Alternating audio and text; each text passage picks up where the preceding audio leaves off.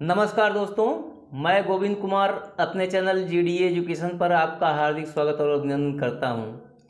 दोस्तों, आज मैं नाट्यशास्त्र से संबंधित प्रश्न लाया हूं जो TGT PGT Hindi TGT PGT संबंधित परीक्षा की दृष्टि से आपको बहुत ही महत्वपूर्ण साबित होंगे। आइए देखते हैं हमारा पहला प्रश्न क्या है। नाटक के भेद। नाटक के कितने भेद होते हैं? नाटक के 4 भेद होते हैं। पहला है कथा वस्तु, दूसरा है नायक और पात्र, तीसरा है अभिनय, चौथा है रस। यह परीक्षा में अक्सर दोस्तों पूछता है कि नाटक के भेद में एक दे देगा, 3 अलग से दे देगा, उसमें आपको टिक करना रहेगा। अतः इसमें ध्यान देना है आपको कि नाटक के भेद में कौन कौन से आते हैं, इसको आपको ध्यान में रखना है। तो आइए अगला प्रश्न देखते हैं हम। अर्थ प्रकृतियाँ कितनी होती हैं? अर्थ प्रकृतियाँ 5 होती हैं। बीज, दूसरा बिंदु, तीसरा पताका, चौथा प्रकृति, पांचवा है कार्य। 5 प्रकार की होती हैं। इसमें से अक्सर परीक्षा में पूछता है, इसको आप लोग ध्यान रखिएगा। आइए देखते हैं। आर्थोक्षेपक 5 होते हैं। आर्थोक्षेपक 5 होते हैं। पहला है प्रवेशक, दूसरा है चूलिका, तीसरा है अंकमुख या अंकाश्य, चौथा है अंकावतार, पांचवा है विषकंभक। अब आइए अगला प्रश्न देखते हैं। संधियाँ कितनी होती हैं? संधियाँ भी 5 होती हैं। पहला है मुख संधि, दूसरा है प्रतिमुख संधि, तीसरा है गर्भ संधि, चौथा है विमर्श संधि, पांचवा है अपसंहृत संधि। आइए नायक के प्रकार देखते हैं। नायक कितने प्रकार के होते हैं? दोस्तों, यह टीजीटी और पीजीटी में इससे लगभग 4 या 5 क्वेश्चन आते हैं और यह हर वर्ष जब जब टीजीटी पीजीटी का प्रश्न मतलब पेपर होता है तब यह ज़रूर देता है और आप इसमें से 3 या 4 क्वेश्चन ज़रूर पा जाएंगे। तो आइए, हमने छांट के प्रश्न लिया है दोस्तों, जो आपकी परीक्षा की दृष्टि से बहुत ही महत्वपूर्ण होंगे। पहला है हमारा धीरोदात्त नायक।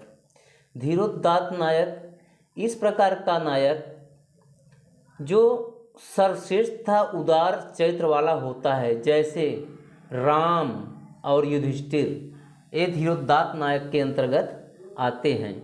अब आ जाता है दोस्तों धीर ललित नायक। यह 2021 के पेपर में पूछा था दोस्तों कि धीर ललित नायक कौन है, तो उसमें दिया था वत्सराज। तो कुछ लोगों ने उस पर युधिष्ठिर पर लगा दिया था, क्योंकि इसको जानना बहुत ज़रूरी है। धीर ललित और धीरोदात्त, धीर प्रशांत, इस सब में थोड़ा थोड़ा अंतर है और जब आप लोग याद किए रहेंगे तभी बता पाएंगे। तो आइए देखते हैं धीर ललित नायक। धीर ललित नायक ऐसा नायक, इस प्रकार का नायक जो भोग विलास तथा सुखद ललित क्रीड़ाओं में संलग्न रहता है, जैसे वत्सराज और दुष्यंत। दुष्यंत जो अभिज्ञान शाकुंतलम का नायक है दोस्तों, वह प्रेम जो है प्रेम का प्रतीक, प्रेम करता है, और वैसा ही नायक जो प्रेम करता है, भोग विलास तथा सुखद ललित क्रीड़ाओं में संलग्न रहता है, वही जो है धीर ललित नायक कहलाता है। वत्सराज हुए और दुष्यंत। अब तीसरा आ जाता है दोस्तों धीर शांत, धीर प्रशांत नायक। यह उदार, शांत प्रिय, विनय आदि गुणों से युक्त होता है, जैसे माधव और चारुदत्त। चौथा आ जाता है दोस्तों धीरोद्धत नायक। यह मायावी, अहंकारी, कपटी तथा अत्यंत क्रोधी होता है, जैसे रावण, परशुराम, भीमसेन। अब आ जाता है दोस्तों नायक अभिनय के अंग। अभिनय के 4 अंग हैं। पहला है आंगिक, अंगों द्वारा किया गया अभिनय, दूसरा वाचिक, मतलब मुखार बिंदु से कहा गया जो है अभिनय किया गया अभिनय, तीसरा है आहार, हमारे पहनावे वेशभूषा से किया गया अभिनय, चौथा है सात्विक, सात्विक भाव द्वारा जो अभिनय किया जाता है वो सात्विक में आता है दोस्तों।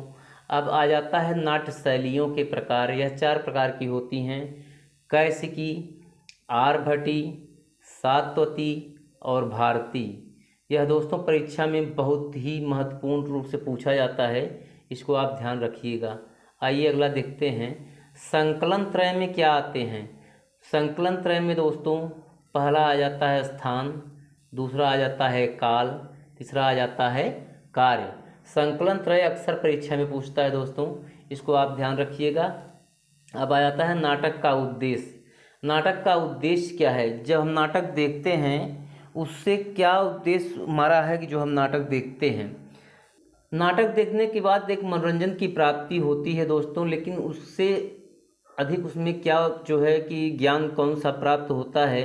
पहला है धर्म की प्राप्ति, वो धर्म की प्राप्ति जो है नाटक का उद्देश्य है। दूसरा है अर्थ की प्राप्ति, नाटक का अर्थ क्या है उसकी प्राप्ति होती है। तीसरा काम की प्राप्ति है। चौथा है मोक्ष की प्राप्ति, ये नाटक का उद्देश्य है दोस्तों। अब आ जाता है नायिकाओं के भेद।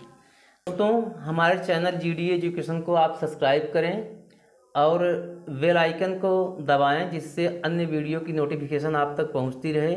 और हमारे पिछले प्रैक्टिस सेट को देखने के लिए आप डिस्क्रिप्शन बॉक्स में जाइए और वहां से हमारे पिछले वीडियो को आप देख सकते हैं।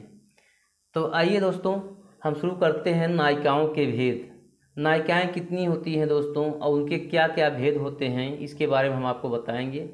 पहला आ जाता है स्वकीय नायिका। स्वकीय नायिका वह नायिका है जो सामान्य रूप से विवाहित नायिका होती है। जो एक सामान्य रूप से विवाहित नायिका होती है, जो अपने पति पर सिर्फ आसक्त रहती है, उसे स्वकीय नायिका कहते हैं। अब आ जाता है दूसरा मुग्धा नायिका।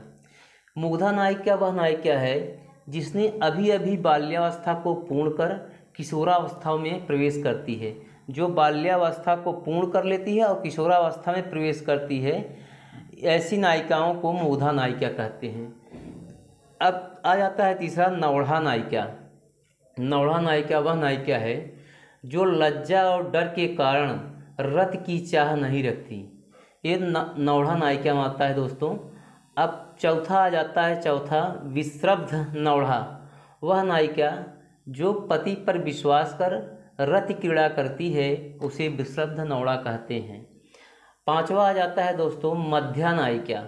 मध्या नायिका वह नायिका है जिस नायिका में लज्जा और काम साथ साथ प्रकट होते हैं।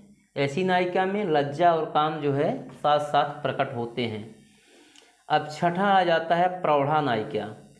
प्रौढ़ा नायिका वह नायिका है जो अपने प्रेमी के समस्त काम कलाओं से परिचित नायिका होती है, उसे प्रौढ़ा नायिका कहते हैं दोस्तों। अब सातवां आ जाता है परकीय नायिका। वह नायिका जो अपने पति के अलावा अन्य पुरुष से प्रेम करती है, उसे परकीय नायिका कहते हैं। परकीय नायिका दो प्रकार की होती हैं दोस्तों। पहला है ऊढ़ा नायिका, जो किसी अन्य पुरुष की विवाहित स्त्री होती है, उसे ऊढ़ा नायिका कहते हैं। दूसरा है अनूढ़ा नायिका, जो अविवाहित स्त्री अपने रिश्तेदार के साथ प्रेम संबंध बनाती है, उसे अनूढ़ा नायिका कहते हैं। अब आ जाता है दोस्तों परकीय नायिका के अन्य भेद।